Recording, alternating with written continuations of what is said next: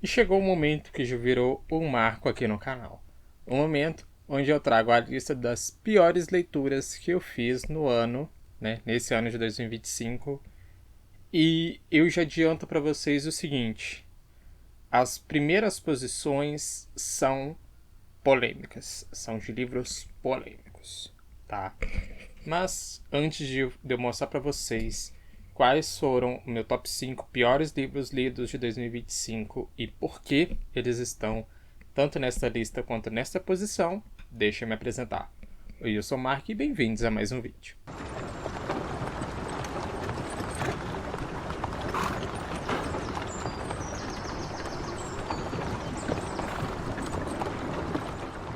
Em quinto lugar, eu coloquei esse livro que, para mim, ele faltou muito pecou muito, na verdade, né? É a palavra mais certa, na questão de edição.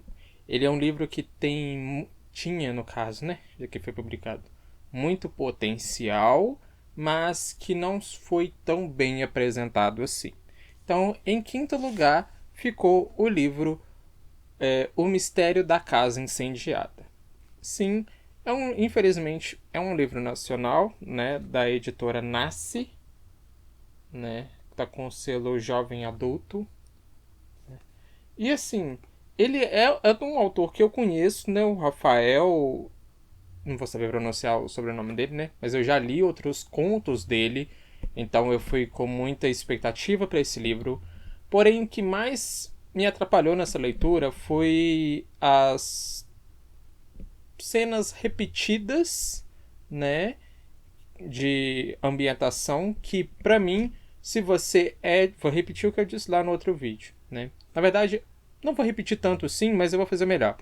Todos os livros que estão aqui nesse ranking, todos os livros, eu trouxe conteúdo deles, então eu vou estar deixando linkado nos cards, não sei para que lado que fica, né?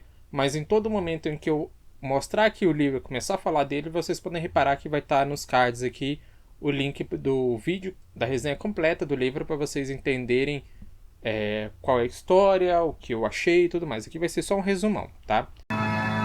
Ainda bem. Então, ele tá em quinto lugar dos piores porque eu não gostei tanto assim da explicação do autor. Na verdade, eu não gostei, não foi da explicação, foi da quantidade de vezes que o autor quis trazer uma ambientação que é de São Paulo e tal, e para mim, que não sou de São Paulo e nunca nem fui para São Paulo e não tenho interesse de ir para São Paulo, achei um tanto quanto desnecessário, principalmente para narrativa. Se ainda fosse influente para narrativa, para entendimento da história, beleza. Mas não foi, então achei de um desgaste, de uma falta de edição, né, por parte tanto do autor quanto da revisão, que me atrapalhou. Fora que, tá, um problema que nas últimas páginas aqui, eu não esqueci disso ainda, nas últimas páginas aqui do livro, tem um parágrafo repetido. Essa daqui, eu vou até olhar de novo para poder falar para vocês, mas eu acho que essa é a primeira edição que eu tenho, né? Deixa eu ver aqui, porque parece bem aqui na frente, não é? Isso, é a primeira edição. Então, ele é de 2023, essa edição.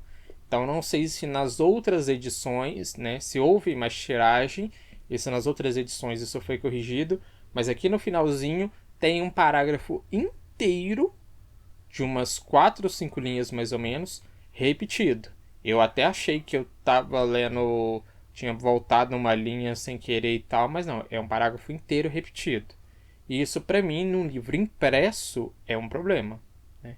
Então, por conta desses problemas, da estrutura narrativa e tal, O Mistério da Casa Incendiada ficou em quinto lugar na lista dos piores do ano.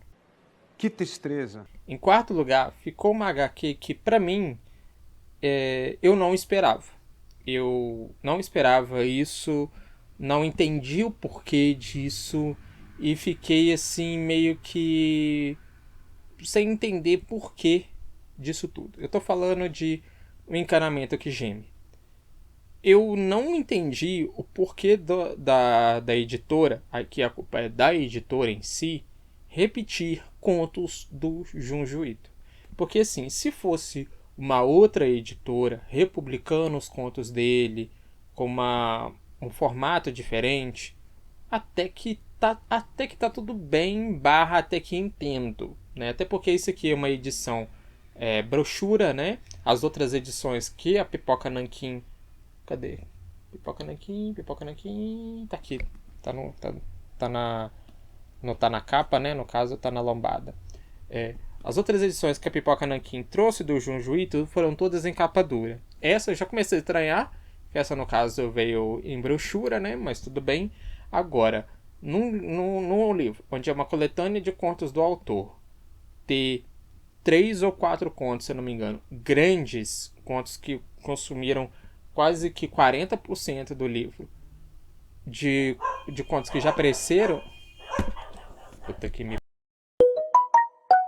Sabe aquele problema que eu tive com o cachorro? Pois então, tive de novo e por isso que tem esse corte aqui no vídeo, né? Então, assim, ter 40% do livro de contos que já apareceram em outras edições, em outras coletâneas, na mesma editora, eu achei de uma tremenda sacanagem, uma tremenda falta de respeito, praticamente, né, com o leitor. Porque não foi de graça, não foi barato, né? Já trouxeram uma roupagem diferente dos outros, o que eu não entendi o porquê. Começou toda uma coleção com vários livros do autor, toda estética, todo bonitinho e tal, de capa dura e tal, e depois traz uma brochura com jacket e tal, mas não entendi o porquê. Mas essa questão de ter trazido contos repetidos me entristeceu e me irritou bastante. E isso fez com que Encanamento que Geme, da Pipoca Nanquim, do autor Junji Ito, recebeu o meu 4º lugar. Em 3º lugar, também, infelizmente, e novamente, a gente tem um livro nacional, mas esse, além de ser um livro nacional, é um livro independente. E não tinha como eu não colocar ele nessa lista. E é claro, para você que acompanha meu canal, que sabe de quem eu tô falando, mas, caso você não saiba, né, eu tô falando de Sonata de Lua e Fogo, da Natália Ávila, publicada pela editora Izincó. Esse livro, como eu já não vou me estender muito, né, porque já tá nos cards e tal, mas o maior problema desse livro é a quantidade de erros. Eu não me lembro agora ao certo quantos erros são, mas eu marquei todos os erros que pelo menos eu achei nesse livro.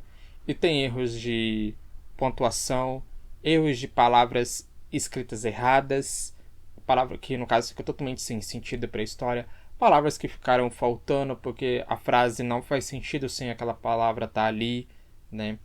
E se eu não me engano, jogando baixo, deve ter uma faixa de uns 40 para mais, né?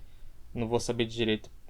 Melhor, vou até abrir, já que eu tô com o computador aqui na minha frente, eu faço questão de abrir aqui para vocês o roteiro, porque eu tenho todos esses roteiros salvos, né? Eu sou o louco da arrumação. Então tá aqui, ó. Resenha independente, Sonata de Lua e Fogo. Vamos descer aqui um pouquinho, que eu vou achar para vocês. Ah, não, minto. Corrigindo aqui, 29 erros, tá? Então são 29 erros.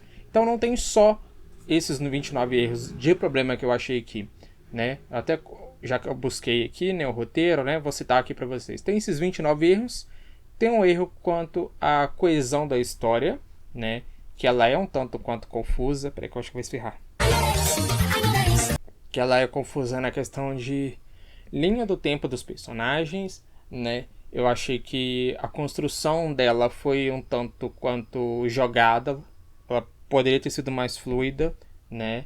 E também quanto à descrição desnecessária de cenas, que de um modo um tanto quanto diferente do que acontece em Um Mistério da Casa Incendiada. Isso aqui é um livro de fantasia.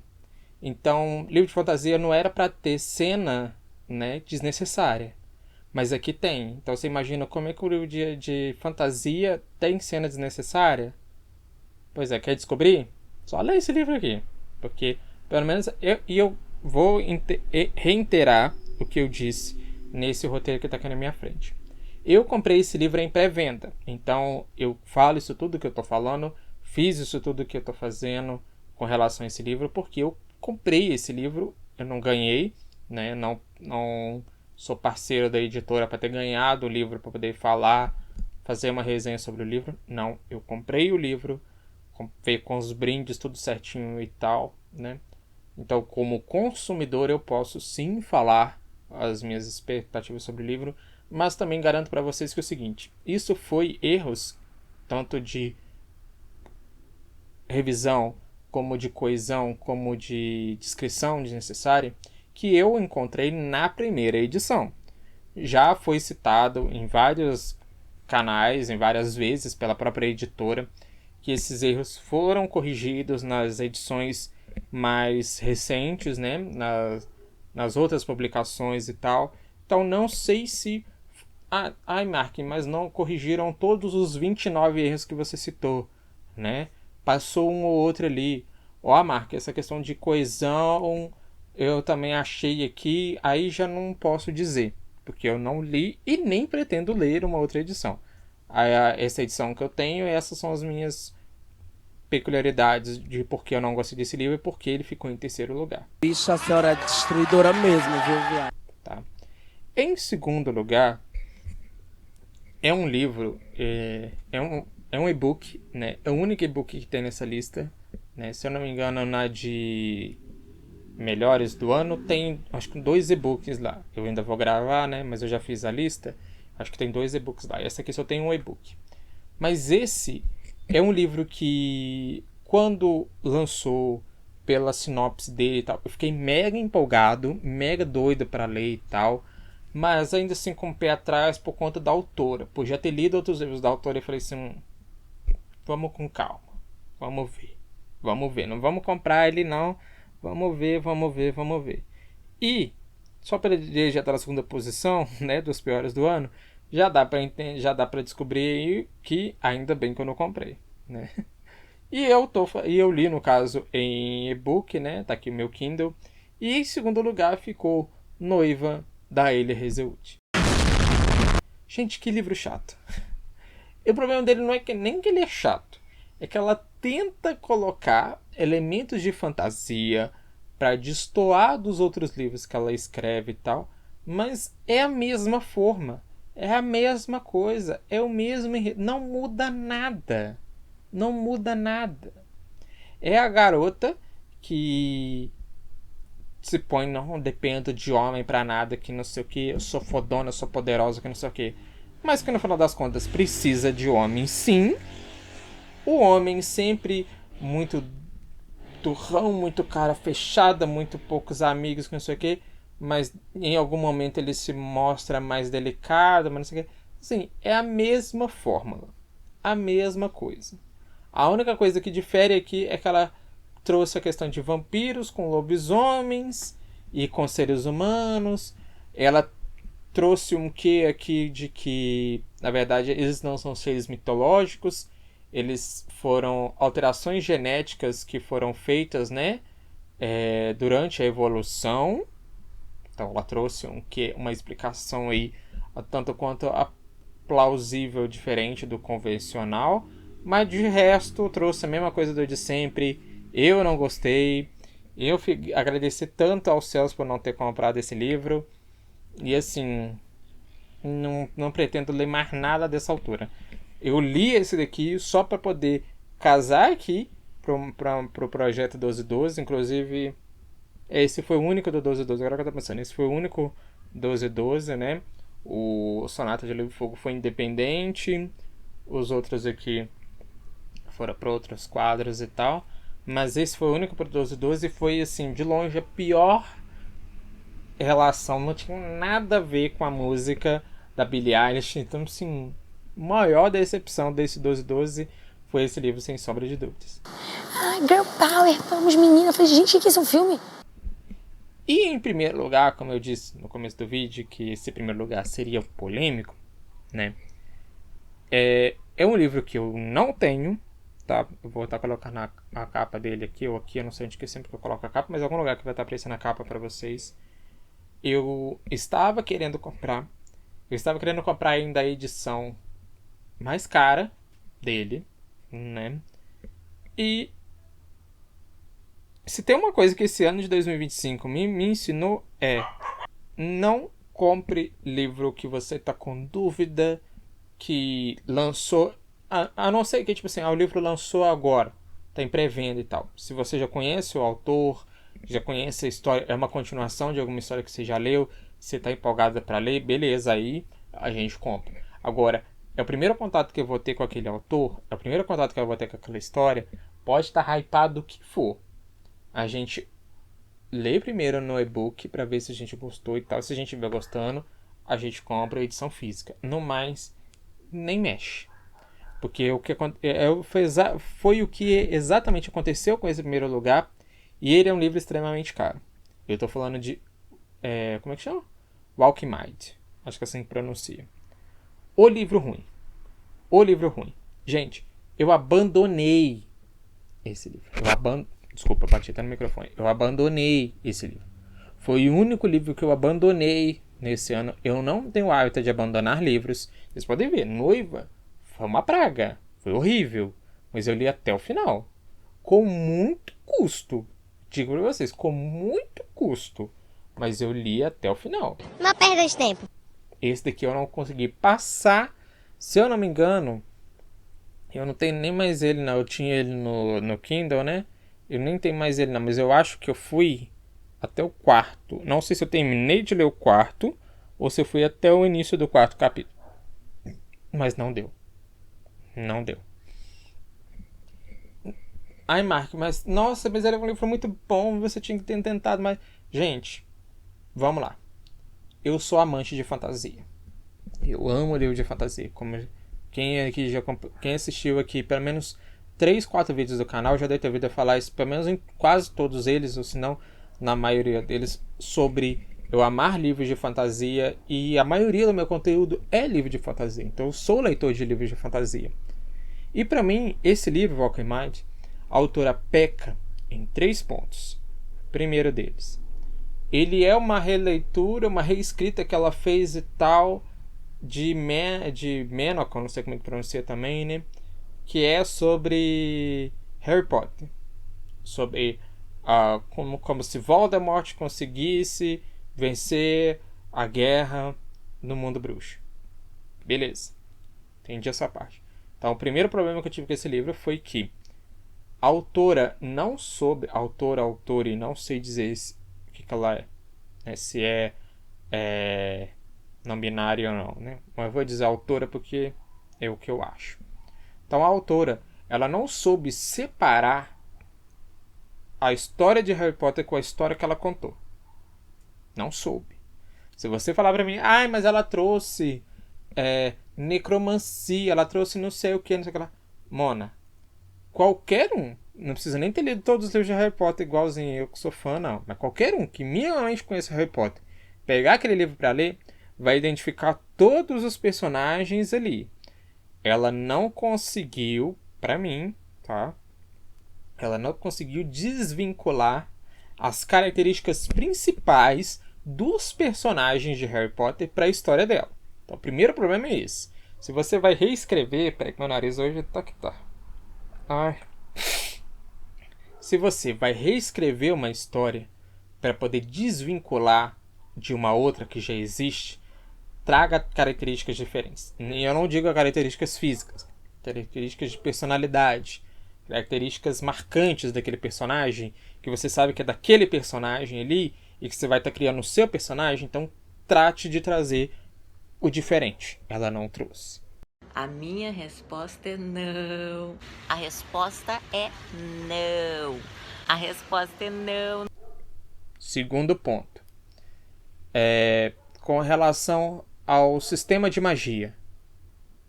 Alquimia e tudo mais. Eu já li Brandon Sanderson. Brandon Sanderson tem um esquema de magia todo próprio dele. Ele não se baseia em nada. Ele cria o universo, ele cria o sistema de magia, ele é autêntico. O cara é foda, patroa! Ela trouxe um esquema de magia misturando alquimia com necromancia. duas artes milenares muito conhecidas e tudo mais. Beleza. Mas ela trouxe ali pro contexto dela, né? Ok. Eu não entendi. Eu reli toda a parte em que a personagem descreve como funciona o sistema e eu não entendi. Quando eu percebi que eu estava tendo que pesquisar na internet alguém explicando, e a menina no vídeo, ela mesma fala, eu sei que é um pouco confuso, mas eu vou tentar te explicar. Naí que ela falou, eu pensei assim, não. Me deixe ser burra! Então, o problema não sou eu. O problema é a autora, que não soube explicar na história dela como funciona o sistema de magia. E aí eu preciso de uma pessoa que já leu o livro e que deduziu ou juntou elementos com alguma parte mais pra frente do livro ainda, né? Não sei, para poder me explicar. Então, ou a autora não explica no começo do livro e deixa para explicar mais pra frente, já que a personagem perdeu a memória. Então quando ela vai recuperando, ela vai entendendo, ela vai descobrindo, e alguém vai ensinando para ela como é que funciona, e aí ao mesmo tempo eu como leitor vou entender. Ou ela não bota isso, ou ela coloca tudo bem explicadinho, com esquema, tudo bonitinho, e ela não faz. É confusa para um caramba. E pra mim, livro de magia com sistema de magia próprio que é confuso, não dá pra ler. Não desce. E o terceiro problema, que aí junta isso tudo, né? A questão da não desvinculação dos personagens que já existem.